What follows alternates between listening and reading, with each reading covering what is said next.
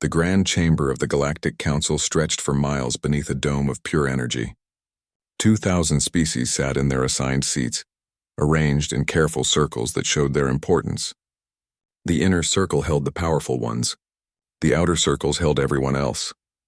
Ambassador Sarah Chen stood in the lowest circle, the one reserved for species on probation. Her dark eyes watched the council members whisper and laugh. They thought humans could not hear them from so far away. They were wrong. "Look at the little human," a Vrax council member said to his neighbor. 800,000 years hiding in the dark and they come crawling back to us. Sarah smiled. It was not a happy smile. 6 months had passed since humanity returned to galactic society. 6 months of insults, 6 months of rules designed to keep humans weak. The council had given humanity the worst trade routes, the ones nobody else wanted. They charged humans triple the normal fees for using the jump gates. They banned human ships from entering most of the important systems. The council thought they were being clever. They thought they were keeping humans in their place. "We must discuss the human problem," announced High Speaker Zarthax. He was a Vrax, tall and covered in purple scales that caught the light. His species controlled 30% of the council's military power. The humans claim they have settled 40,000 star systems. "This is clearly impossible." Murmurs ran through the chamber. 40,000 systems was more than any other species controlled. The Vrax only had 28,000. Even the ancient Krell, who had been in space for 2 million years, only claimed 35,000 worlds. "Our surveys confirm it," said a small voice from the middle circle. Analyst Trem was a pixie, barely 3 feet tall with 4 arms and silver skin. Her species was known for never lying. Human settlements span a significant portion of the galaxy. The chamber erupted in noise. Delegates shouted and argued. How could the humans have grown so large? They were supposed to be weak. They were supposed to be nothing. Sarah continued to smile. She remembered the history lessons from Earth. 800,000 years ago, humans had first entered the galaxy. They had been excited to meet other species. They had wanted to be friends, to share knowledge, to explore together.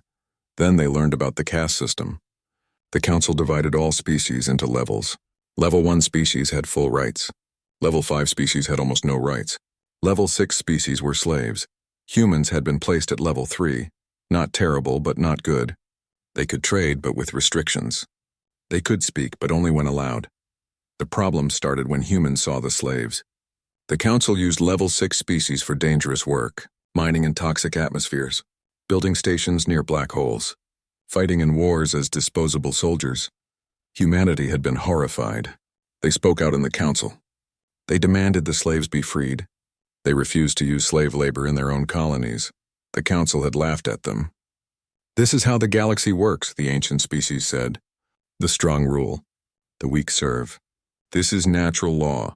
But humans would not accept it. They helped slaves escape. They attacked slave ships. They gave weapons and supplies to species trying to fight for their freedom. The council had enough. They voted to banish humanity. Every human was ordered to leave council space. Any human ship that returned would be destroyed. Any human colony in council territory would be burned. Humanity left.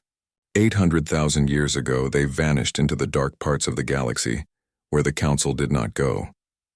The council forgot about them. They assumed humans had died out, unable to survive without council support.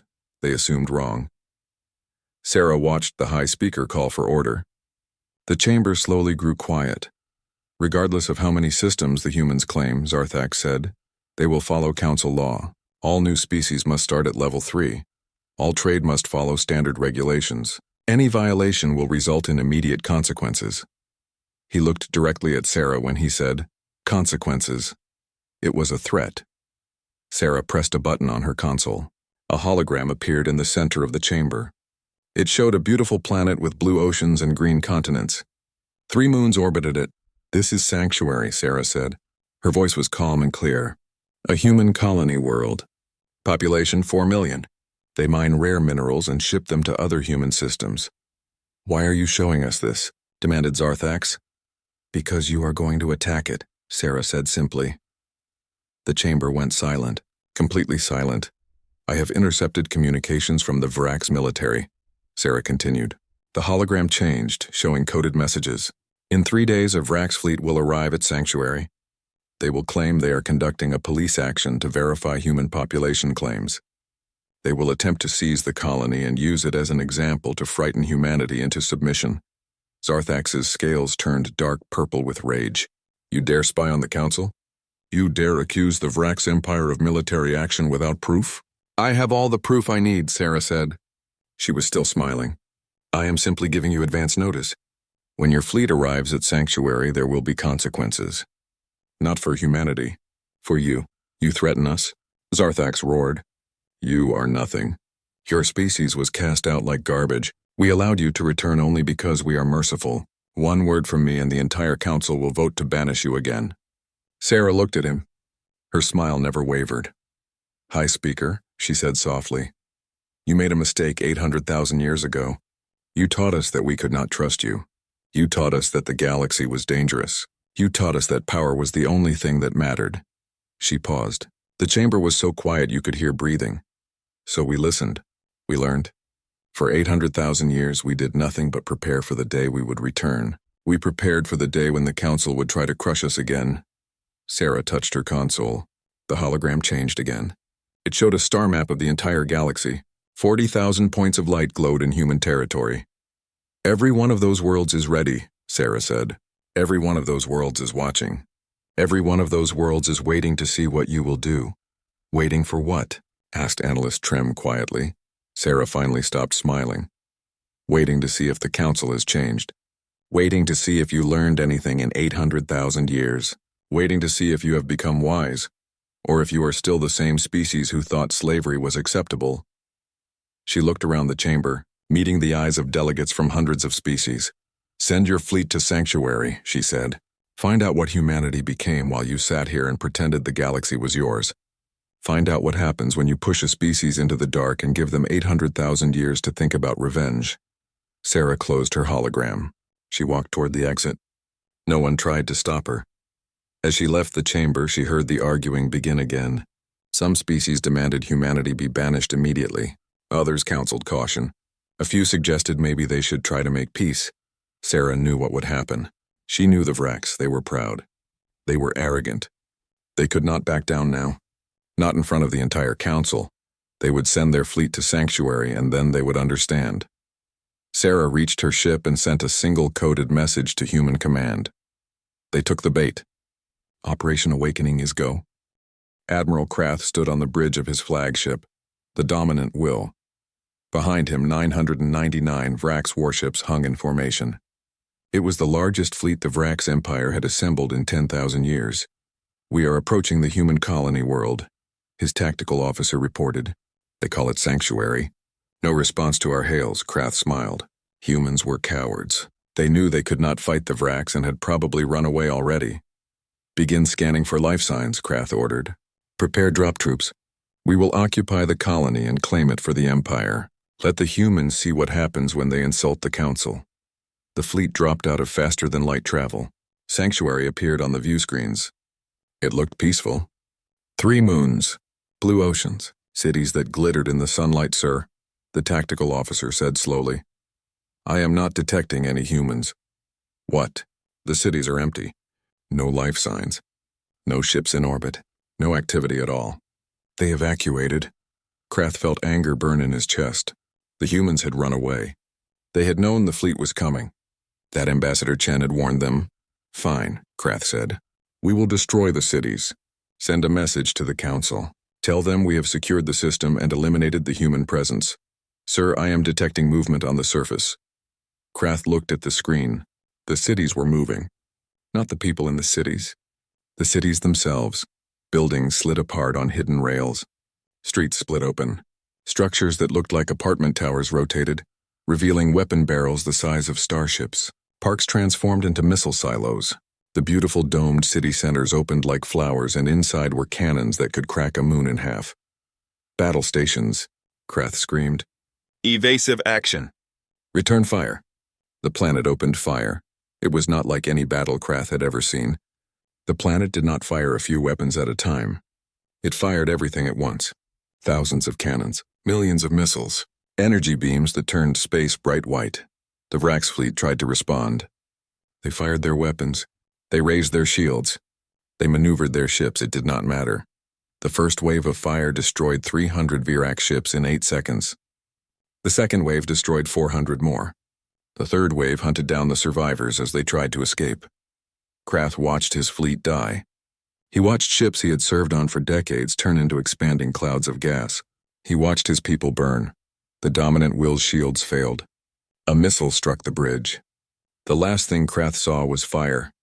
4 minutes after the battle began, it was over. 1,000 Vrax warships had become debris. Not a single human had been in the system to die. The planet had fought alone and won. Sanctuary's weapons slowly folded back into their hidden positions. The buildings returned to their peaceful arrangement.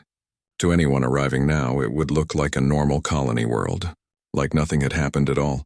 The only evidence of the battle was the wreckage floating in orbit and the automated message being broadcast to the entire galaxy. This is Sanctuary. The Vrax Empire attempted to invade our world. We defended ourselves. We did not want this fight. We gave them every chance to turn back. They chose violence. This is what happens when you choose violence against humanity. The message included complete footage of the battle, 4 minutes of one-sided destruction. Every species in the galaxy watched the video. They watched it again and again, unable to believe what they were seeing. In the council chambers, delegates sat in shocked silence. The hologram in the center showed the battle. It showed the casual efficiency of the human victory. It showed how completely outmatched the Vrax had been. "This is impossible," someone whispered. "Those weapons, that coordination, that power, how?" Ambassador Sarah Chen stood in her spot in the outer circle. Now everyone was looking at her. "You want to know how?" she asked. Her voice echoed in the silent chamber. "I will tell you how. You want to know what humanity did for 800,000 years?" She activated her console. New images appeared. Images of human worlds, but these worlds did not look like normal colonies. Every building was a fortress. Every city was a weapon. Every ship in orbit bristled with cannons. "We prepared," Sarah said simply. "We knew you would try to destroy us eventually. You cast us out. You told us we were not welcome in the galaxy. You taught us that power was the only thing that mattered." More images appeared. These showed human factories. Vast automated complexes that stretched across entire continents. Building ships. Building weapons. Building defenses. "We took your lesson to heart," Sarah continued. "We spent 800,000 years making sure you could never hurt us again. Every single one of our 40,000 worlds is like Sanctuary. Every single one is a weapon. Every single human colony can defend itself against any fleet you can send. But the cost," Analyst Trem said softly. "What did you sacrifice to become this?" Sarah's expression changed.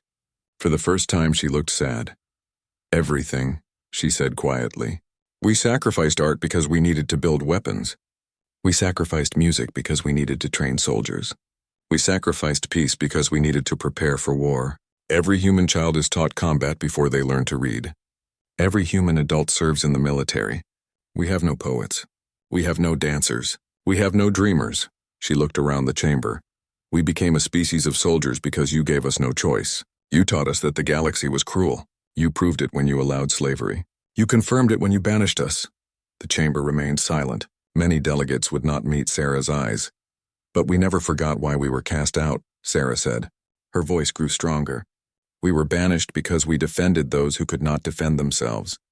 We were banished because we refused to accept that the strong should enslave the weak. We were banished because we believed in justice." New images appeared. These showed human ships approaching worlds that were not human. Worlds where slaves worked in mines and factories. "For 800,000 years we watched you," Sarah said. "We watched from the dark places of the galaxy. We saw how the council treated the weak. We saw the slaves.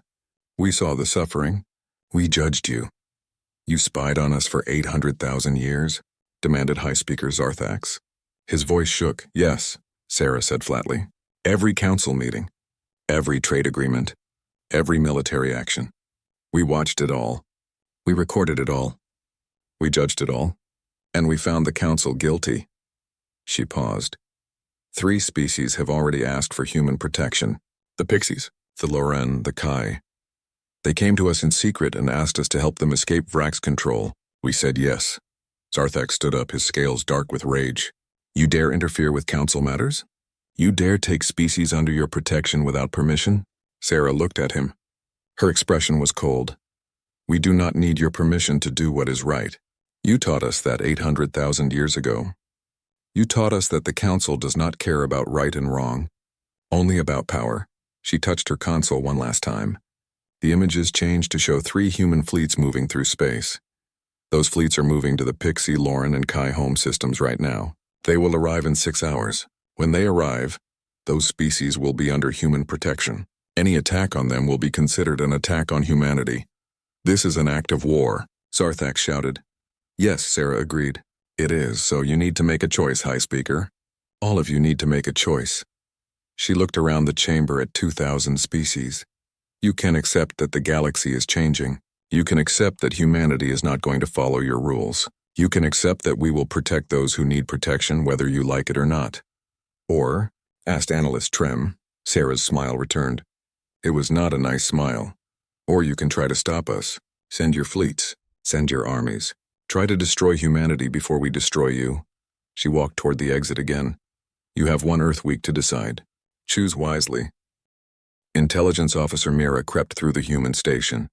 Her chameleon skin kept her invisible. Her species, the Shrell, were the best spies in the galaxy.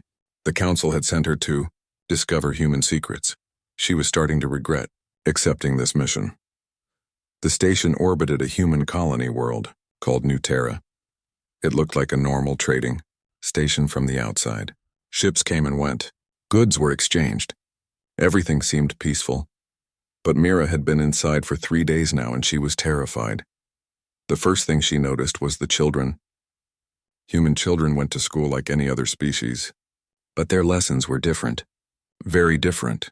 Mira had watched a class of 6-year-olds. They were learning math. But not normal math. They were learning how to calculate missile trajectories, how to plot ambush points, how to determine the weak points in ship armor. If an enemy fleet has 40 ships and you only have 10, the teacher asked, "How do you win?"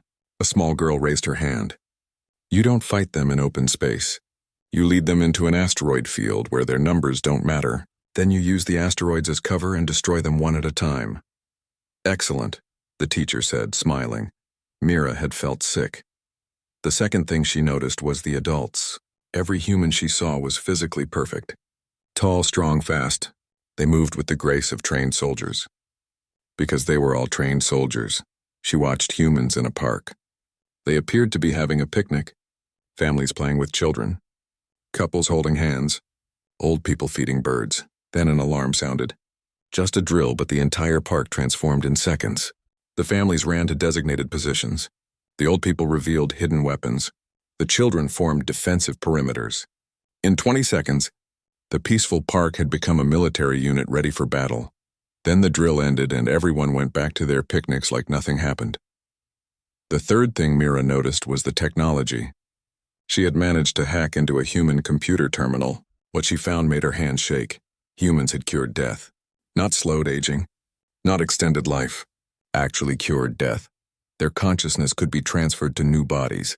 If a human died, their mind was backed up and could be restored. They could live forever if they wanted. They had also integrated with artificial intelligence. Every human had a computer in their brain. They could communicate instantly across any distance. They could access any information immediately. They could process data faster than any organic mind should be able to, and they had changed themselves genetically. Mira saw humans adapted for underwater living. Humans with 4 arms for complex work. Humans with enhanced vision who could see in total darkness. Humans engineered for high-gravity worlds. There were hundreds of different types of humans now, maybe thousands, all of them working together as one species. But the worst thing Mira discovered was in the archived records. She found the history of what humanity had become, and it broke her heart. The records showed humanity 800,000 years ago. They had been artists, musicians, poets, writers. They created beautiful things just for the joy of creation. Then they were banished. The records showed the first 1,000 years after the banishment. Humans tried to maintain their culture. They built museums and theaters. They wrote books and composed symphonies, but the galaxy was dangerous. Pirates attacked. Hostile aliens invaded. Natural disasters destroyed colonies. Humans were dying. So they made a choice. They voted. Every human alive at the time participated. The vote was simple: survival or culture, military power or artistic expression, life or beauty. Survival won. By a narrow margin, but it won. The record showed what happened next. Art academies were closed and turned into military schools. Concert halls became weapons factories. Museums were converted to armories. Humans who resisted were given a choice: join the war effort or leave. Some left, most joined. Over centuries, humanity changed. The artists became engineers who designed better weapons. The musicians became code writers who programmed smarter AIs. The poets became strategists who planned more efficient battles, and they kept changing. Every generation became more focused, more disciplined, more deadly. By year 100,000, human culture was gone. There were no paintings, no songs, no stories that were not about war or survival. By year 500,000, humans had forgotten they ever had a culture. Children asked their parents, "What is art?" And the parents could not answer. By year 800,000, humanity was perfect. Perfect soldiers, perfect strategists, perfect survivors, but they had lost their souls. Mira read the last entry in the historical archives. It was written by someone named David Chen, 500,000 years ago. We are becoming monsters. I know this. We all know this. But what choice do we have? The galaxy taught us that kindness is weakness, that mercy is death, that only the strong survive. So we will be strong. We will be so strong that no one can ever hurt us again. And maybe if we survive long enough, our children's children's children can rediscover what we lost. Maybe they can learn to be human again, not just human weapons. I hope so, because I look at what we are becoming and I am afraid. Mira closed the files. She had been crying without realizing it. Her species cried through scent glands, and the smell of her tears filled her suit. She had seen enough. She needed to leave. She needed to warn the council. But as she tried to leave the station, alarms sounded. Real alarms this time, not drills. A voice spoke over the station's communication system. It was Ambassador Sarah Chen. "Agent Mira of the Shrell species, please report to Docking Bay 7. We know you are here. We have known since you arrived. We allowed you to explore because we wanted you to see the truth. Now please come to the docking bay. We will return you to the council safely. You have a story to tell them." Mira's blood froze. They had known the entire time. They had let her spy on them. They wanted her to see what they had become. She had no choice. She went to the docking bay. Sarah Chen waited there with 2 other humans. They looked kind. They looked gentle. But Mira now knew the truth. They were weapons shaped like people. "Did you find what you were looking for?" Sarah asked softly. Mira nodded. She could not speak. "Then you understand," Sarah said. "You understand what the council created when they banished us. You understand what we had to become to survive." "Why?"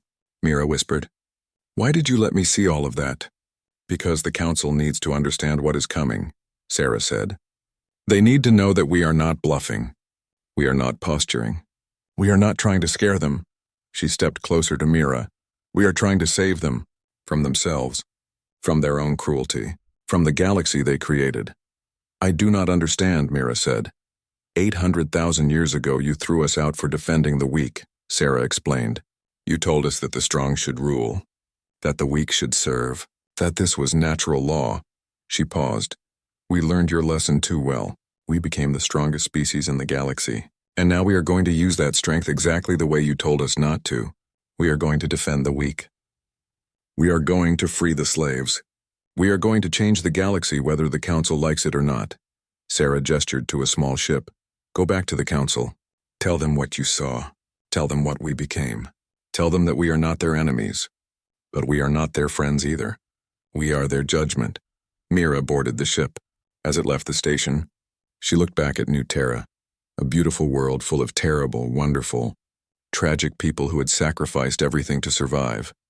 And now they were going to make the council pay for forcing them to make that sacrifice. When Mira arrived at the council chambers and gave her report, the delegates listened in silence. When she finished, High Speaker Zarthak stood. "Then we have no choice," he said. "We must destroy them before they destroy us." "No," Analyst Trem said quietly. "We have another choice. We can become what they wanted us to be 800,000 years ago. We can be better." "Never," Zarthak said. "The Vrax Empire does not bow to threats. We will form a coalition. We will build a fleet. We will eliminate the human threat. 15 species stood to join the Vrax, the old powers, the species who benefited from the current system. But 23 species stood with Trem, smaller species. Weaker species. Species who were tired of being exploited. The council had broken in half. The galaxy was going to war. The council chamber had never been so divided. Half the delegates had moved to one side, half to the other. In the middle stood Ambassador Sarah Chen, watching both groups with calm eyes. High Speaker Zarthax addressed his coalition.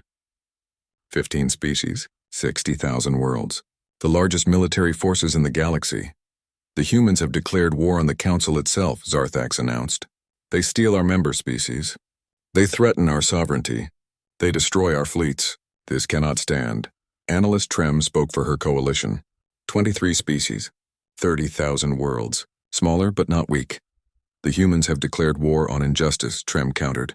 They challenge a system that has exploited the weak for millions of years. Maybe we should listen to them. Listen to them? Zarthax's scales turned dark purple. They are barbarians who spent 800,000 years becoming weapons. They have no culture, no art, no soul. They are machines that look like people. They became that way because of us, Trem said quietly. We made them into weapons. We taught them that power was all that mattered. Now they have power and we are afraid. Maybe we should be, Sarah raised her hand. Both coalitions fell silent. You are both correct, she said. We are weapons. We did sacrifice our culture to survive. We are exactly what the galaxy made us, she touched her console. A hologram appeared. It showed a list of species. These are the 67 species currently enslaved by council members, Sarah said. Level 6 species, you call them. We call them people. People who deserve freedom, the list scrolled. Names and images. Species that looked like insects. Species that looked like plants. Species that looked like living crystals. All of them slaves. We are giving the council one demand, Sarah continued. Free the slaves. All of them. Immediately. Make slavery illegal across all council space. Give every species equal rights, regardless of their technology level or military power. Impossible, Zarthax said. Our economy depends on level 6 labor.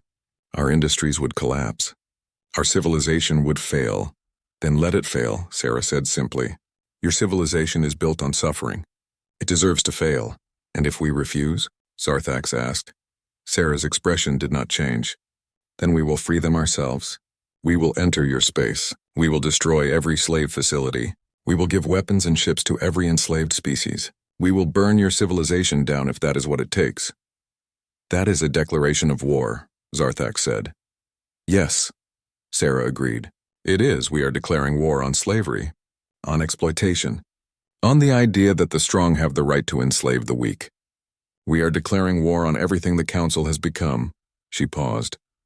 But it does not have to be a shooting war. You can choose peace. You can choose to be better. You can choose to build a civilization based on justice instead of power. 1 week, Zarthax said coldly. You gave us 1 week to decide. That time is up. The Vrax Empire rejects your demands. We will defend council law with every ship we have. He looked around at his coalition. We have assembled a fleet of 50,000 warships, the largest armada in galactic history. We will meet the humans in battle at the Tiers of Andromeda. There we will show them what happens when primitives challenge the ancient powers. The Tiers of Andromeda. Sarah knew the history. 5 million years ago, a young species called the Dreamers had challenged the council. They said slavery was wrong. They refused to follow council law. The council had sent a fleet to the Dreamer homeworld. They destroyed it completely, cracked the planet into asteroids, killed every Dreamer alive. The asteroids still floated there, glittering like tears. A warning to anyone who thought about defying the council. You want to fight us there? Sarah asked. At the grave of the last species who stood for what was right? Yes, Zarthax said. We will add human corpses to the Dreamer corpses. We will make you another warning. Sarah was quiet for a moment. Then she nodded. Very well. We accept one battle. Winner takes all. If you win, humanity will leave council space and never return. We will take our protected species with us, but we will not interfere with the council again. And if you win? Asked Trem. If we win, slavery ends. The caste system ends. The council reforms into something fair and just. Every species gets an equal vote. Every species gets equal rights. No more level 1 through level 6, just people. Zarthax laughed. You are so confident. Do you truly believe 100 human ships can defeat 50,000 of ours? 100 ships? Sarah looked confused. Then she smiled. Oh, you think we are only bringing 100 ships? She touched her console. The hologram changed. It showed a star map with glowing points of light. Thousands of them. Tens of thousands, all converging on the tiers of Andromeda. We are bringing 100 ships, Sarah confirmed. 100 from each of our 40,000 colonies. That is 4 million warships, High Speaker. Every ship humanity has built in 800,000 years. Every weapon we have created. Every soldier we have trained. The chamber went silent. Completely silent. 4 million? Someone whispered. We told you, Sarah said. We spent 800,000 years preparing for this moment. Did you think we would come unprepared? Zarthax's scales had turned pale. That is impossible. No one could build that many ships. The resources alone would require stripping entire galaxies. We had 800,000 years, Sarah repeated, and we had 40,000 worlds working with one purpose. We built the ships. We have the resources. We have been ready for this fight since before your species left their home world. She looked around the chamber. But we are not sending 4 million ships. We are sending 100 because we do not want to conquer you. We do not want to destroy you. We want to show you that violence is not the answer.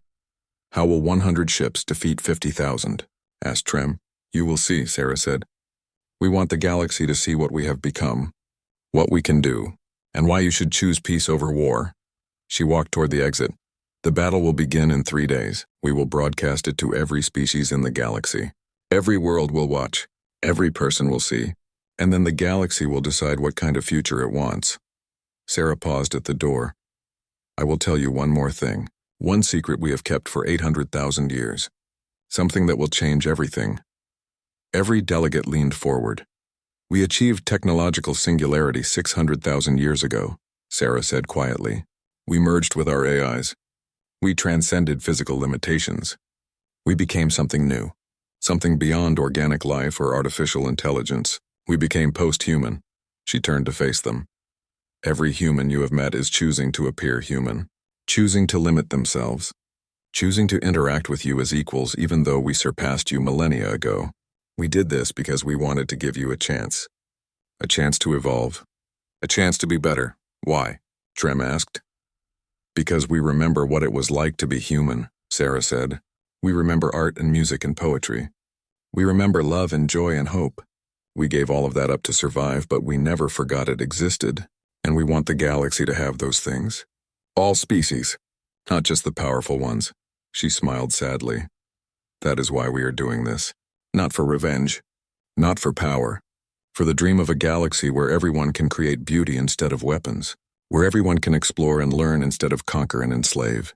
Where everyone can live in peace. Sarah opened the door. 3 days. The tiers of Andromeda. Be there if you want to stop us.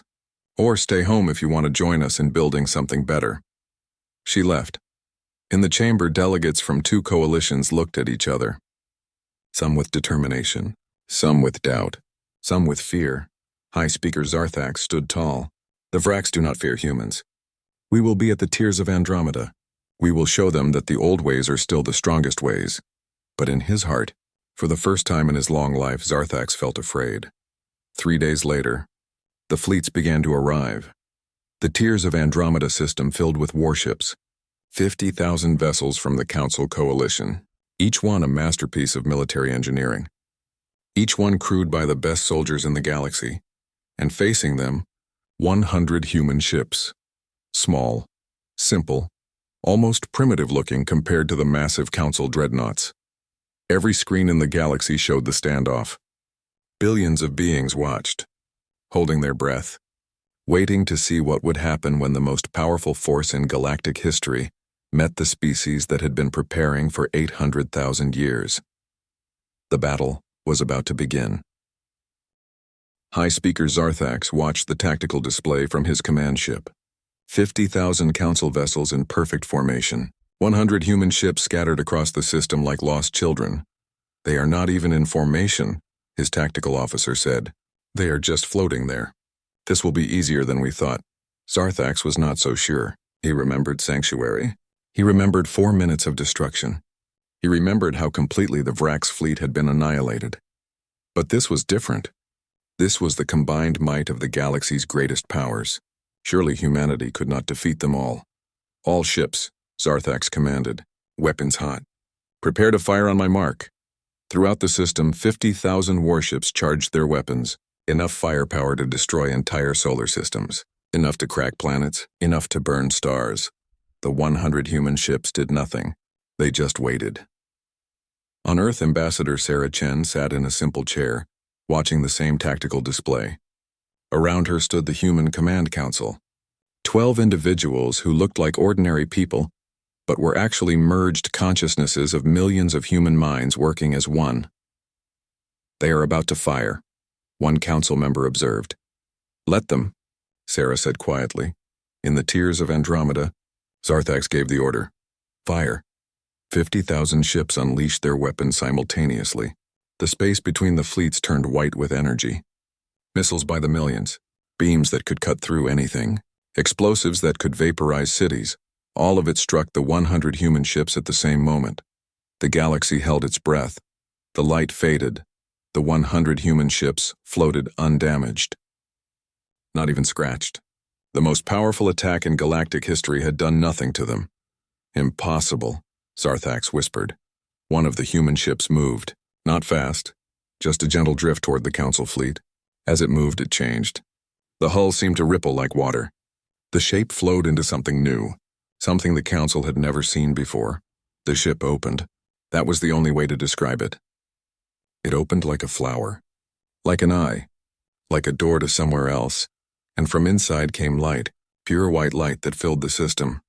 Every council ship stopped, not because their crews ordered it. The ships just stopped, weapons powered down, engines went offline.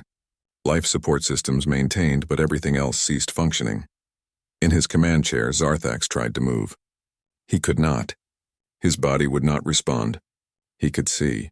He could hear. He could think. But he could not move. Every being on every council ship experienced the same thing. 50 million soldiers frozen in place, awake and aware but completely paralyzed. The human ships moved among the council fleet. Still slow, still gentle. They touched each vessel, and as they did, screens activated inside showing a single message.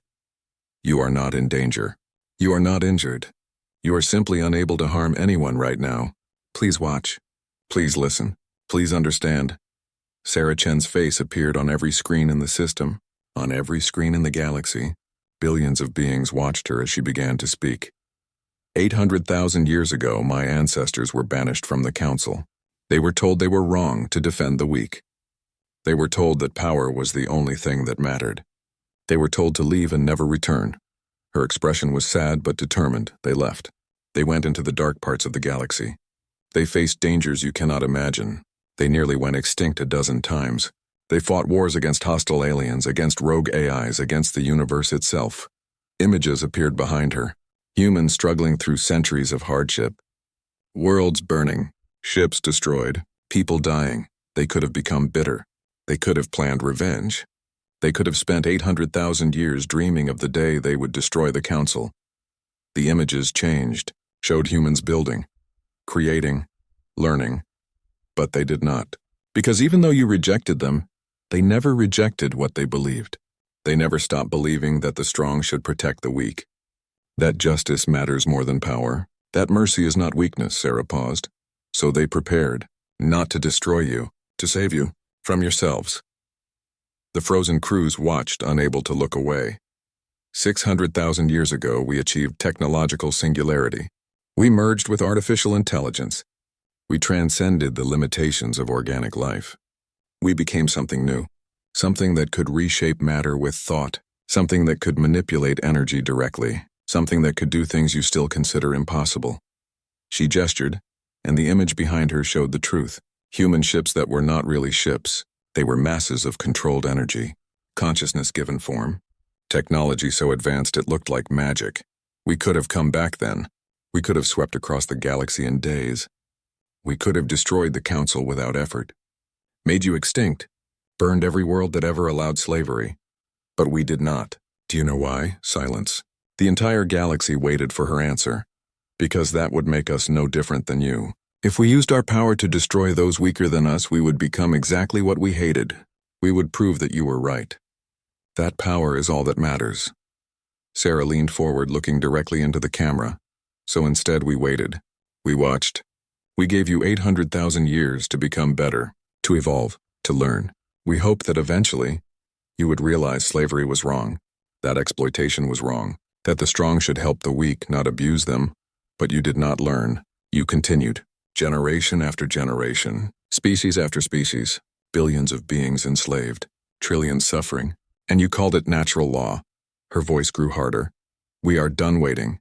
Today we are changing the galaxy, not with destruction, with liberation. The view shifted, showed human ships appearing throughout council space, thousands of systems, millions of locations, every place where slaves were held. As I speak, our ships are freeing every enslaved being in council territory, every mine, every factory, every labor camp, every slave ship. We are opening the doors. We are breaking the chains. We are giving them what you should have given them long ago. Freedom. Images showed slaves walking out of captivity, seeing the sky for the first time, embracing their liberators, crying with joy. We are also giving them something else. Ships, weapons, technology, knowledge. Everything they need to defend their freedom, so they will never be enslaved again. Council delegates watching from their frozen ships felt horror. Their entire economy was collapsing in real time. I know what you are thinking, Sarah said. You are thinking about your economies, your industries, your civilization. How will it function without slave labor? She smiled sadly. The same way humanity functions. With automation, with AI, with technology that does not require enslaving living beings. We are giving you that technology too. Free, no cost, no conditions. So you will have no excuse. But there is a condition for something else. You wanted to see our power. You wanted to test us in battle. You wanted to know if we were truly as strong as we claimed. Now you know. In 47 seconds, we immobilized 50,000 warships. We did not destroy them. We did not harm a single crew member. We simply showed you that we could end this war whenever we wanted. That your weapons cannot touch us. That your fleets are toys compared to what we have become.